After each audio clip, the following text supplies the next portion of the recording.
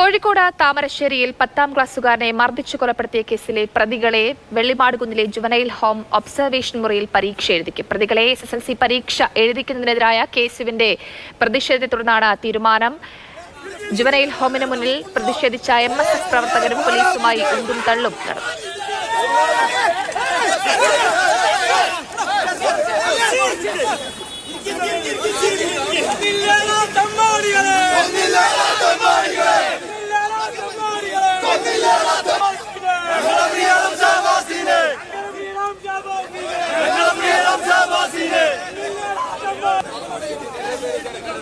വിവരങ്ങളുമായി ഇംതിയാസ് കരീം ചേർന്നുണ്ട്. ഇംതിയാസ്, കെയർ ഹോമിന് മുന്നിൽ വലിയ പ്രതിഷേധമാണ് KSU-MSF പ്രവർത്തകർ നടത്തിയത്.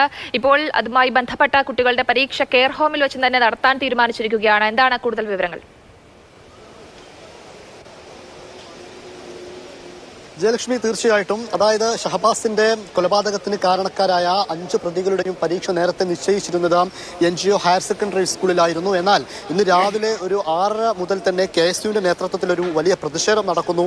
ഇപ്പോൾ തൊട്ടു മുൻപ് അല്പസമയം മുൻപാണ് MSFും ഈ ജുവൈനൽ ഹോമിന്റെ മുൻവശത്തേക്ക് പ്രതിഷേധവുമായി എത്തിയ സാഹചര്യത്തിൽ തന്നെ പോലീസ് അതിനെ ഹോമിന്റെ മുൻപിൽ വെച്ച് തടയുകയും പോലീസുമായിട്ട് വാക്കേറ്റവും സംഘർഷവും ഒക്കെ ഉണ്ടാവുന്ന സാഹചര്യത്തിലേക്ക് കാര്യങ്ങൾ പോയി. നേരെ മുൻപിലുള്ള മെയിൻ റോഡിൽ കുത്തിയിരുന്നടക്കം പ്രവർത്തകരെല്ലാം പ്രതിഷേധിച്ചു.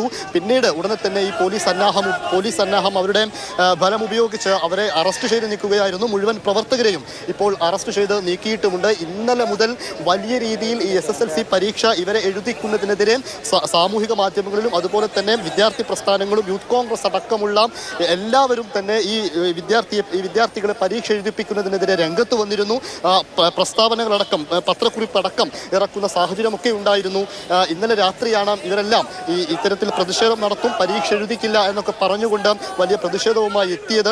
എന്തായാലും ഇപ്പോൾ ഈ NGO ഹയർ സെക്കൻഡറി സ്കൂളിൽ അവർ പരീക്ഷ എഴുതുക എന്നൊരു സാഹചര്യം ഇല്ലാതായിരിക്കുന്നു.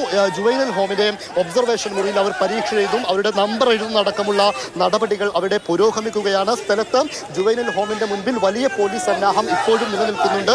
ഏത് രീതിയിൽ സംഘർഷമുണ്ടായാലും അതിനെ തടയുക, പ്രതിരോധിക്കുക എന്നത് തന്നെയാണ് ലക്ഷ്യം. നേരത്തെ ഇന്നലെ നടന്ന പോലീസ് റെയ്ഡിലൊക്കെ താമരശ്ശേരിയിലും ഈ പ്രതികളായ 5 പേരുടെ വീടുകളിലും നടന്ന പോലീസ് റെയ്ഡിലുമൊക്കെ ഈ ഷഹബാസിനെ കൊല്ലാൻ ഉപയോഗിച്ചുവെന്ന് കരുതുന്ന നഞ്ചക്കടക്കമുള്ള ആയുധം കണ്ടെത്തിയിരുന്നു. ഇവരുടെ മൊബൈൽ ഫോണുകളടക്കം പിടിച്ചെടുക്കുകയും ചെയ്തിരുന്നു.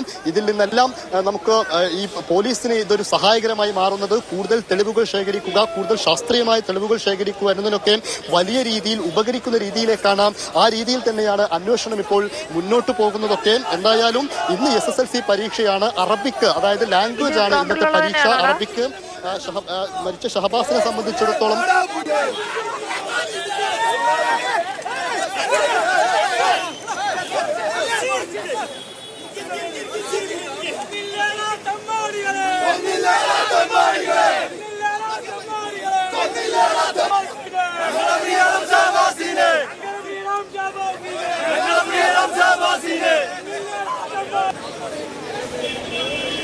ല്ലോ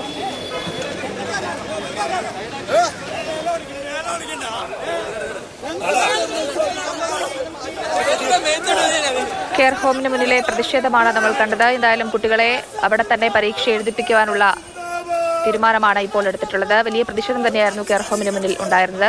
പ്രതികൾ ഇന്ന് ഈ കെയർ ഹോമിലെ ഒബ്സർവേഷൻ റൂമിലാണ് പരീക്ഷ എഴുതുക.